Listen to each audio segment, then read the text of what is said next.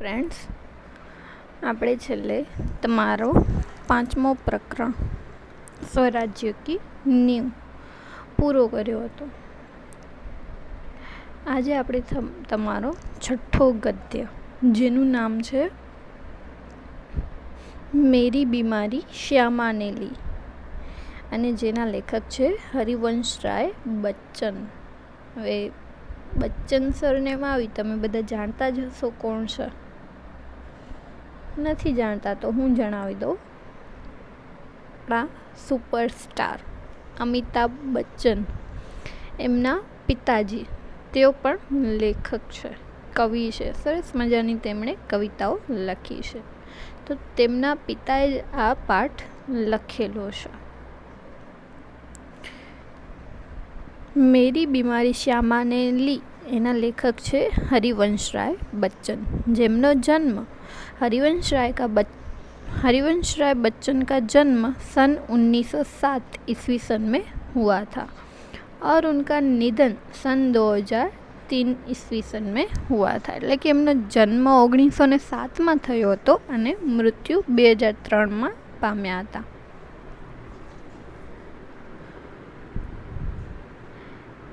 એમના વિશે માહિતી આપવામાં આવેલી છે. તો આપણે પહેલાં લેખક પરિચય જોઈ લઈએ.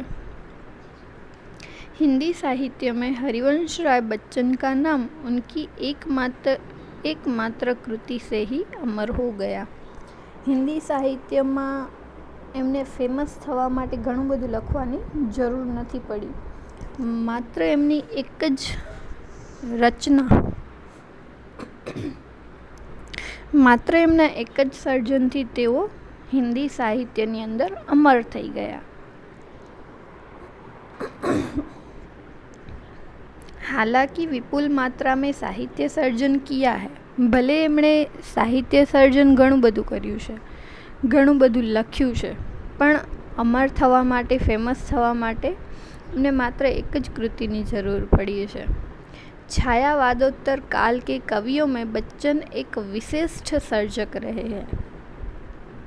એટલે હિન્દી સાહિત્યની અંદર પણ અલગ અલગ કવિઓના કાળ જોવા મળે છે કે આ કાળની અંદર આ કવિ થઈ ગયા, આ કાળની અંદર આ લેખક થઈ ગયા. એવી રીતે કહે છે કે જે છાયાવાદોત્તર કાળ હતો ને, એની અંદર હરિવંશ રાય એક વિશિષ્ટ પ્રકારના लेखक रहेला છે, सर्जक रहेला છે. इलाहाबाद विश्वविद्यालय के अंग्रेजी के प्राध्यापक के रूप में अलाहाबाद यूनिवर्सिटी में तेओ अंग्रेजीना प्रोफेसर हता. तत्पश्चात दिल्ली में सरकारी सेवा, त्या यूनिवर्सिटी में प्रोफेसर हता. एना पछी दिल्लीनी अंदर एमणे सरकारी सेवा आपी छे, सरकारने सेवा आपी छे.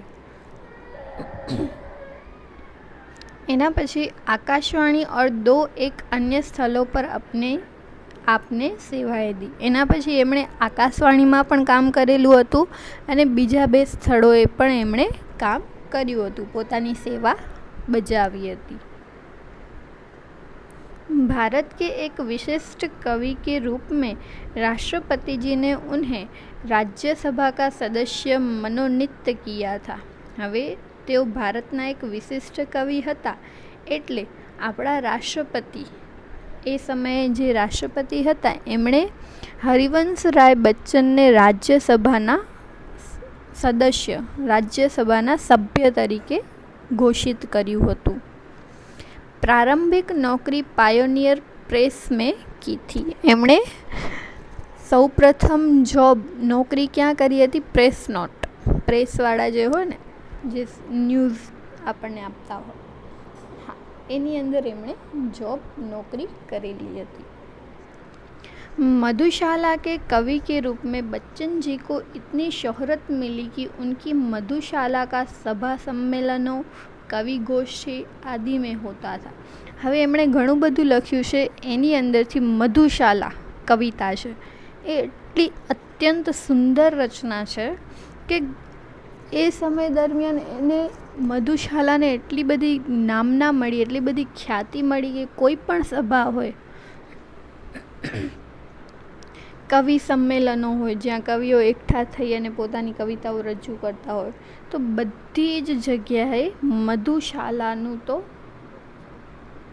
કોઈ પણ સભાઓ હોય, પાર્ટી હોય, ગમે ત્યાં મધુશાલા તો ગવાતી જ, એ કવિતાનું प्रस्तुत तो કરવામાં જ આવતી. लोग बड़ी संख्या में उमड़ते थे અને ખબર હોય કે આ કવિતા પ્રસ્તુત કરવામાં આવશે એટલે લોકો મોટી સંખ્યામાં ભેગા થતા. कैम्ब्रिज यूनिवर्सिटी से जॉन पेट्स नामक कवि के समग्र वाङ्मय पर आपने पीएचडी की है. એમણે કેમ્બ્રિજ યુનિવર્સિટીના એક કવિ હતા જેનું નામ છે જ્હોન પેટ્સ. એમના ઉપર એમણે પીએચડી કરેલી છે. केंद्रीय मंत्रालय दिल्ली में आपने हिंदी विशेषज्ञ के रूप में अप्रतिम कार्य किया है.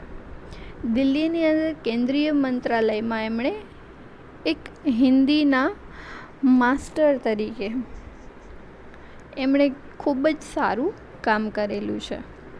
आपको कई पुरस्कार जैसे सोवियत लैंड पुरस्कार, साहित्य अकादमी पुरस्कार और पद्म विभूषण आदि प्राप्त हुए हैं.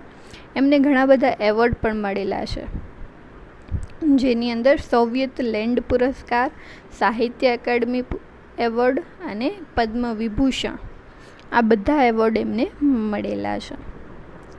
तीर पर कैसे रुकूं मैं आज लहरों का निमंत्रण और इस पार प्रिय तुम हो मधु है उस पार न जाने क्या होगा जैसी काव्य पंक्तियाँ आज भी लोगों की जबान पर हैं. આજે પણ લોકો એમની કવિતાઓની પંક્તિઓ, આ બે ફેમસ પંક્તિઓ છે તો એ અહીં આપવામાં આવેલી છે. તો કે છે આજે પણ લોકો એમના કાવ્યની પંક્તિઓ ગાય છે. મધુશાલા, निशा निमंत्रण, सप्तरंगिनी, मिलन यामिनी, आकुल अंतर और एकांत संगीत नामक इनके सुप्रसिद्ध काव्य संग्रह हैं.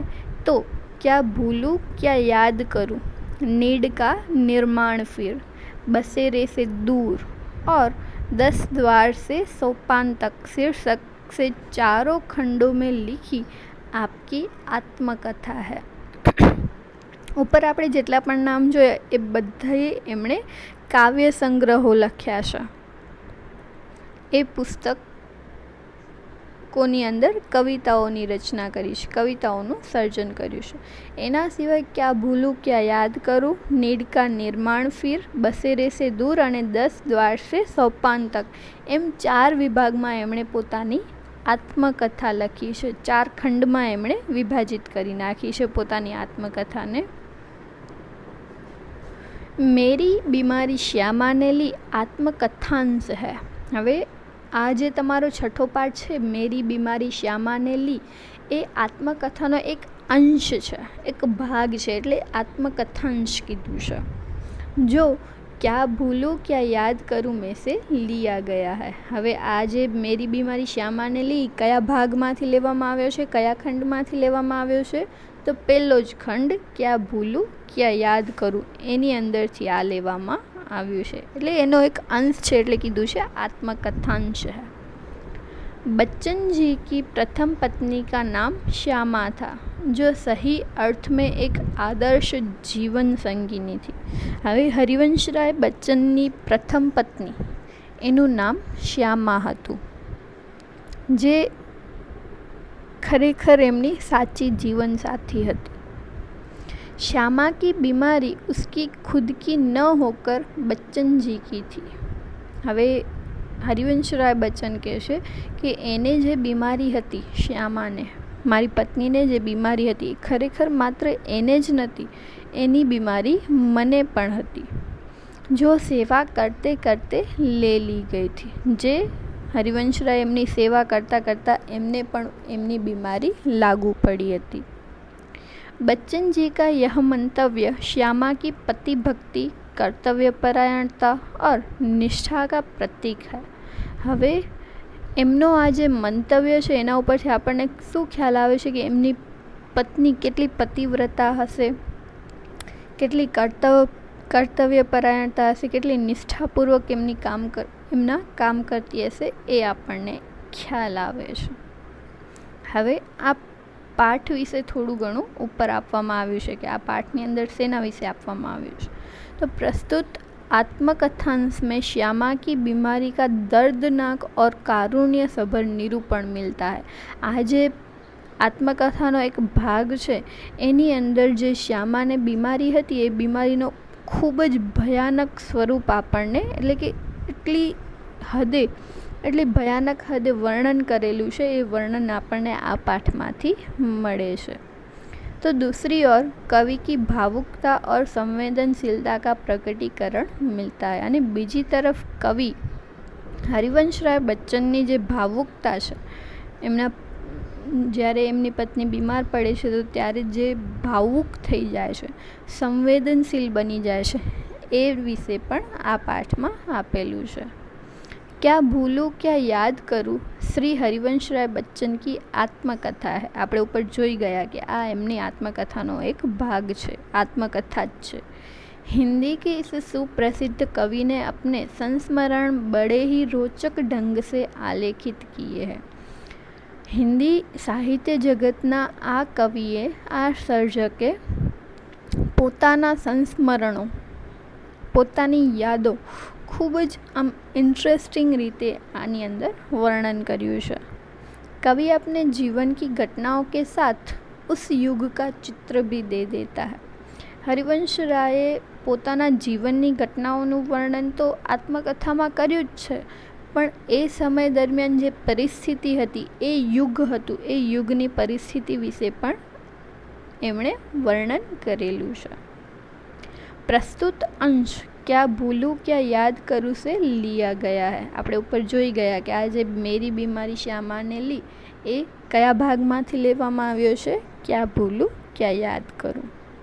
इसका यह शीर्षक मेरी बीमारी श्यामाने ली विषय वस्तु का भी निर्देश करता है. એમણે જે શીર્ષક આપ્યું છે મેરી બીમારી શ્યામાને લી, એના ઉપરથી જ આપણને ખ્યાલ આવી જાય કે આ પાઠની અંદર ખરેખર શેના વિશે વર્ણન હશે. એનું જે વિષય વસ્તુ છે એના વિશે આપણને ખબર પડી જાય. શેના ઉપરથી? પાઠના ટાઇટલ ઉપરથી આપણને ખ્યાલ આવી જાય છે. તો હરિવંશરાય બચ્ચને પોતાના જીવનનું, એમના પત્ની વિશે, ત્યારના યુગ વિશે આ પાઠની અંદર એમણે વર્ણન કરેલું છે. આજે આપણે કવિ પરિચય, લેખક પરિચય જોઈ ગયા. પાઠ આપણે આવતીકાલે શરૂ કરીશું. તો આગળનું આપણે આવતા વિડીયો લેક્ચરમાં જોઈશું.